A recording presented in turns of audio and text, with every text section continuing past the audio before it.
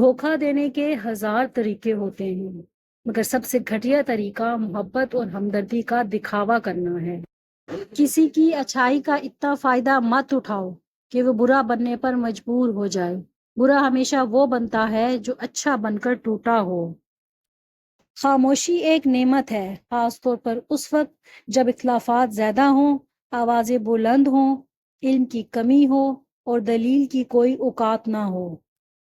غم اور مشکلات صرف اللہ کو بتایا کرو، اس یقین کے ساتھ کہ وہ تمہیں جواب بھی دے گا اور تمہاری تکلیف بھی دور کر دے گا۔ جب کبھی کسی ضرورت مند کی آواز تمہارے کانوں تک پہنچے تو اللہ کا شکر ادا کیا کرو، کیونکہ اللہ نے اپنے بندے کی مدد کے لیے تمہیں پسند کیا ہے، ورنہ وہ اکیلا ہی کافی ہے سب کے لیے۔ مسکراہٹیں جھوٹی بھی ہو سکتی ہیں، انسان کو دیکھنا نہیں سمجھنا سیکھو۔ جب یقین کی ڈور اللہ پر چھوڑ دی جاتی ہے تو پھر اللہ اپنے بندے کو رسوا نہیں کرتا۔